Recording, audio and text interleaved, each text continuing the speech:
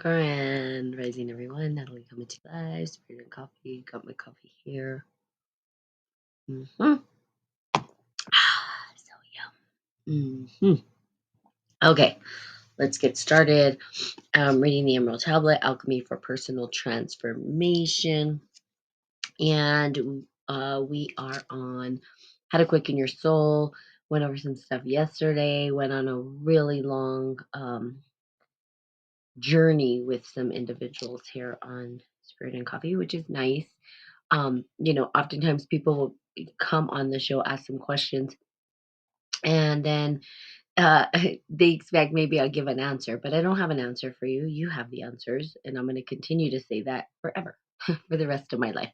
You are, um, intelligent, and you have the answers inside of you, even though it doesn't feel like that at times. Because why? Well, because we are faced with challenges sometimes where we can't see outcomes and we want to control things. I mean, that's human nature. We want to control the outcomes of what's going to happen, and sometimes we don't know what the outcome's going to be. And then because of that, we think we're crazy, and therefore we do all of this stuff like, help me so that I can determine the outcome. But we can sort of support you through the process of what the outcome might be. Like, what is it that you intend to get out of it, right? What is the intention behind it, and how are you wanting to move forward? And good morning to those on Facebook. I say good morning in the chat box. I don't know who's on here. It is not showing me. I think Kumar was on here. I saw some hearts, but I don't know who else. Okay. So, how to quicken your soul, the alchemist associated the secret fire, the process of fermentation. We talked about this yesterday. Um, and we talked about how we use it instead of for manipulation, that we use it for, um, as they say, um, ingenuity. I don't know why that word always just like in my mouth. Okay. And we use it gently, right? And it means that we infuse everything with spirit. So, what does it mean? Hey, Christina, to infuse it with the spirit. So, that is basically how I use alchemy, spiritual alchemy, right? I put spirit into everything. What does that mean? What does spirit mean? People come up with their own definitions, or they'll say, well, this is how they defined it before. Really, it's the essence, the thing that kind of drives that moral compass, drives you your north, right? North star, and has you choosing things that are going to support others rather than harm others. So that's how we do it. So we enter the quiet realm of the mind to meditation and seek to conquer the greater mind or source of higher inspiration to quicken and transform our being. The alchemists thought of this process as a kind of fermentation, which is a biological uh, reaction, I'm sorry, to the organic material, is spiritualized, and spiritized in alchemy is introduced in the outside energy or life force to the substances. Spiritualization can take the form of an actual rising. Okay, and we talked about the yeast rising and the expansion of consciousness yesterday. So we expand consciousness rather than level up consciousness. And that's a different way to look at it. And it's kind of nice because what it does is keeps us humble. When we change our language, we change the way that we engage the world around us. When people start to get into the dialogues, and this drives me nuts, okay, is when people say, oh, well, we're on a higher level. No, we're not higher, we're expanding. And that what that does is it allows for a different dialogue. Instead of saying we're higher than and looking down on people, we can say we've expanded something and that there's space for everybody to co-participate in the conversation and dialogue. It gives us the opportunity to invite others into the conversation. When we say we're above, we're always going to look down to them as they know nothing. But they do. They do know. And I've told this to a friend of mine. Like, people know. You guys understand alchemy. You know alchemy because we are alchemy. We are a process, right? We emerged from all of these things. And when you look at alchemy, it was just alchemy in motion. So I say that alchemy in motion. Even when we go back to, if they want to call it the Big Bang, whatever, that was alchemy in motion. That was the transformation and transmutation, right? People say change is certain. well, things change and we know that things illuminate, and that's part of the process. Alchemy just says, well, here's kind of how the process works in that emergence. And it looks different depending on the elements that you're utilizing to emerge. So even language itself is an emergence of consciousness. And so how we operate and how we communicate and the words that we use will emerge different dialogues. And those different dialogues and narratives will create or co-create with the individuals around us. I am sorry. I have allergies and I'm sneezing and my nose is running. So you guys are gonna have to deal with that. Okay. Or not. It's totally up to you. We'll do this. Okay, I'll read and okay. So spiritualization can take the form of actual rising, such that caused by action of yeast and bread, or it can be expressed as the creation of alcohol spirits, such as the production of wine.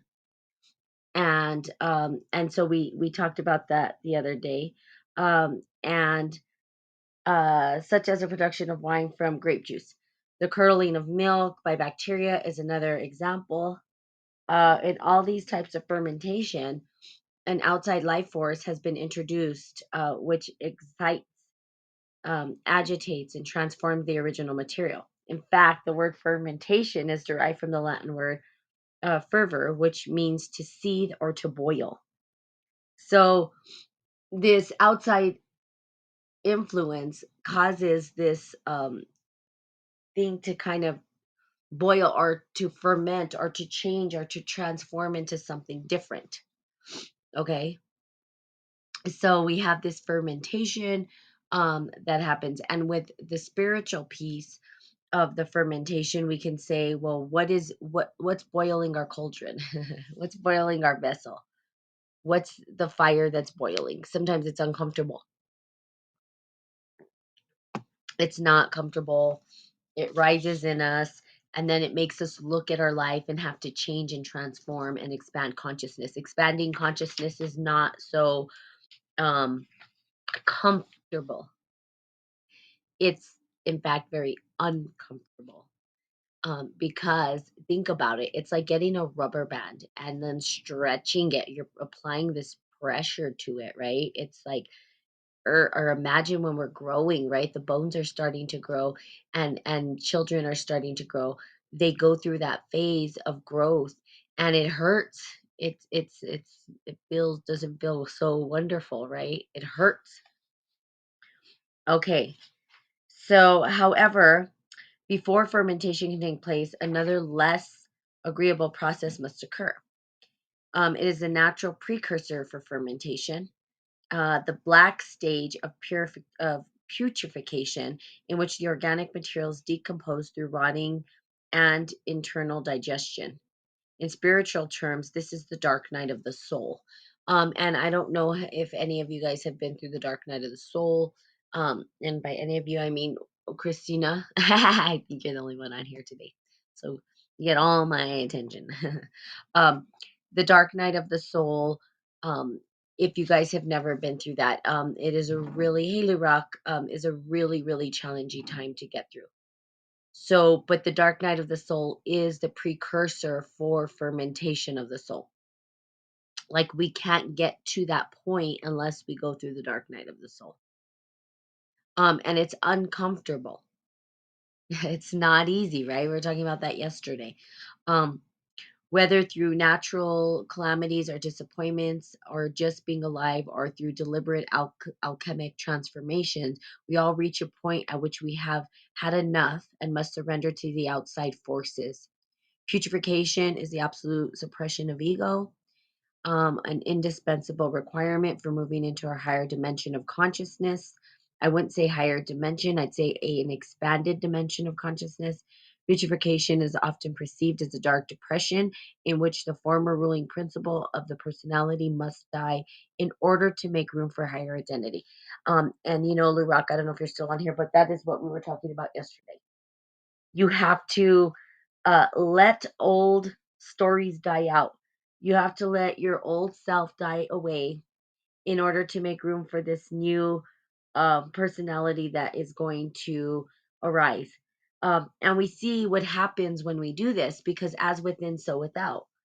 When you start letting go of individuals, sorry, when you start letting go of individuals, or when you start moving through the process of fermentation, right? What happens? People fall out of your life. That's what happens. Your whole world starts to transform and change. This is why it's not easy.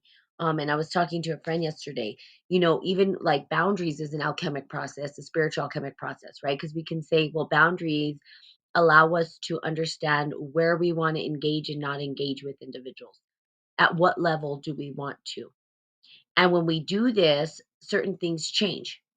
Certain people fall out of our lives, and it changes the dynamics and the conversations, right? So you no longer have the same conversations happening. We see this when people are shifting in their life. When it comes to friends, right? Your friends seem to change over time. Sorry. So the so think about it, like, and some people have friends from when they were little, right? Some people always kind of grow together, and they have this beautiful evolution of friendship throughout their time. But there are still times where maybe they separate because they're kind of going on different paths. They're not gelling, right? So we start to disassociate from the things that are no longer serving us, and then we start to go through this process of death and rebirth, and we call maybe the dark night of the soul, where we even see it, midlife crisis. They call it a midlife crisis, right? They give all these names to these things. It's the same thing.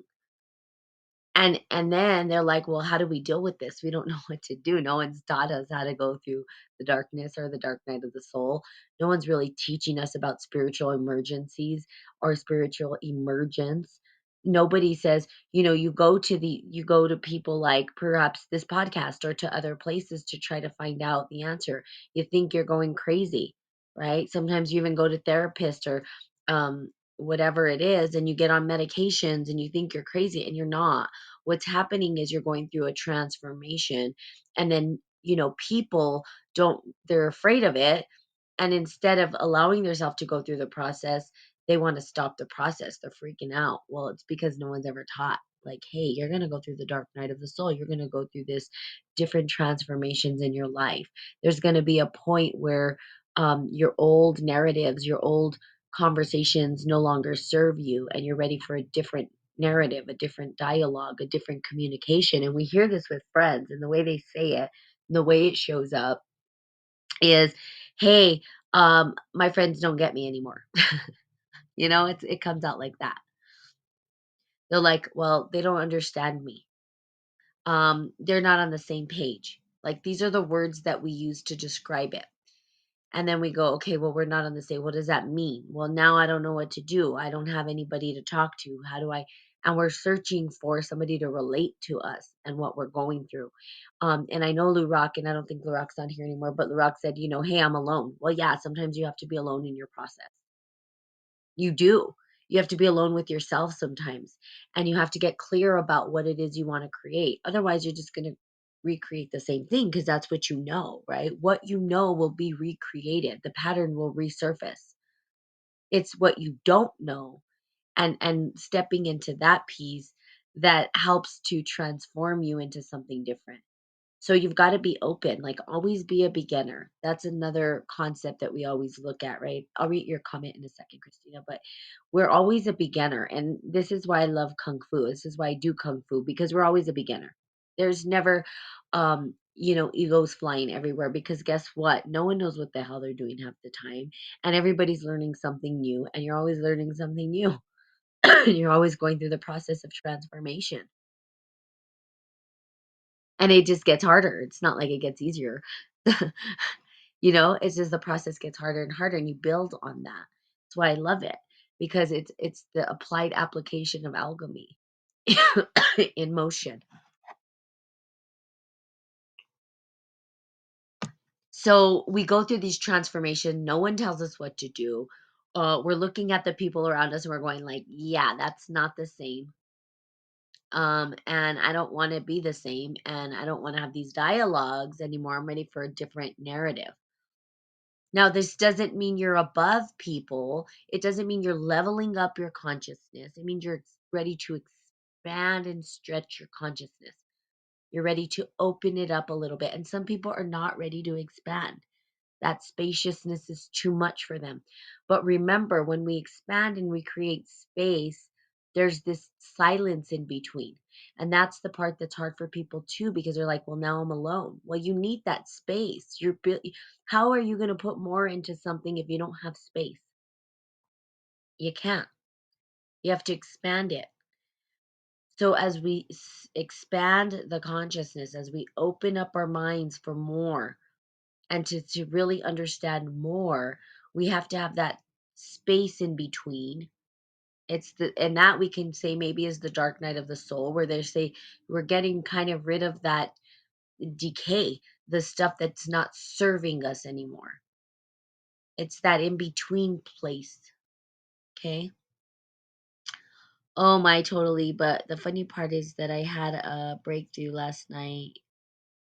God smacking me upside the head, because we know he's got a twisted sense of humor. My piece right now is having found a pattern and realizing I want to break it because I don't want to repeat it. Yeah. So, and sometimes we do repeat patterns because they're stuck in the subconscious mind. So, it's in part of it, excuse me, I would say, is looking at the pattern. Like you say, I don't want the pattern. I don't want to repeat the pattern. Well, the reality is a pattern might just show up for you. It doesn't matter what you do. And it's part of your storyline and your narrative. So some of it is like, okay, I don't want to repeat the pattern, but it's looking at it and saying, I recognize the pattern. Now I'm going to engage it differently. It's going to surface no matter what, right? So if it surfaces no matter what, then instead of saying, I don't want this pattern anymore, it's saying, how do I work within the pattern? Or how do I engage it differently? You see, there's some patterns that we don't have control over. And what is it that we have? Our choice of how we engage that pattern. The choice of how we maneuver through that pattern. And the best example I can give is the pattern of me, and I've given this many a times, is when my car was stolen. So when my car was been stolen many, many a times. And in that time frame of when this was happening, which I believe the pattern is complete, I was trying to figure out, do I have control over this? What is the lesson? What am I trying to learn? My car has been stolen, like, I don't even know how many times in my life. I want to say 20 times. And that's probably not a joke. 20 times in my life, I would say that my car's probably been stolen. Crazy, right? And so that pattern that continues, how do I engage it new in a different light? Okay, so spiritual terms, the dark night of soul, whether through the natural calamities or disappointments of just being alive or through deliberate alchemic transformation, we all reach a point at which we have had enough and must surrender to the outside forces. Putrefaction is the absolute suppression of ego. Putrefaction is often perceived as dark depression, in which the former ruling principle of the personality must die to make room for the higher identity. The alchemist must forbear during this uncomfortable phase, lost identity. This is the place, the lost identity is the place where um, we sort of have this place of silence. It's almost like a place of mourning. Okay. The base elements within transmute into the nobler elements, which during the fertile blackness of putrefaction is that the male solar energies are eclipsed by the lunar female subconscious and expressed in moodiness or depression. Now, I don't know if I totally agree with that, calling the feminine totally moodiness and depression. I mean, they say that's the outcome of it, but there's so much more in the sacred feminine than this. I don't know. I kind of feel like it's a negative light to put it in, but whatever. I'm not gonna go into all that. I'm not 100% don't agree with everything that these alchemists back in the day were writing, just so you know. And I think that's, kind of where we see issues arise. We're seeing the consequences of that thought process, and it didn't go so well. Okay. Now, so long as the black stage is manifest, the dark woman prevails. Um, and so let's see, they're putting in I feel like kind of a negative light, which I don't agree with. So as long as the black stage is manifest, the dark woman prevails. Let's see, and that is the first strength of our stone, because releasing subtle feminine energy gives new power to the adept. The alchemists view putrefaction as a kind of spiritual conception, and eagerly looked in the milkish liquid that formed the blackened, decaying matter for any sign of color, of a new hope. The philosophical putrefaction is nothing but a corruption or destruction of bodies. For as soon as one form has been destroyed, nature introduces another form in its stead, which is both better and more subtle. We see this too with nature itself. So this is an alchemic process, and this is how nature works. When there's a breakdown of something, a decay of something, something new emerges from it. Right? That's how life works. You see when fires happen and new life springs forth from it. Well, this is true even in cosmology. When you're looking at stars and how stars evolve over time. Stars evolve how? Well, they started, of course, with the Big Bang Theory, right? It was like there was nothing and then all of a sudden there was something. Okay, well, I don't know how true that is, but it doesn't matter. Let's just take it for example. They do know that after the Big Bang there was stuff, and it was hydrogen, helium, and all that stuff. And so what it did is it did nuclear fusion, and the nuclear fusion caused the heat, right, to things to heat up really, really, really high. There was pressure and then explosions. Out of that explosion came new matter, new materials that then started to create new things.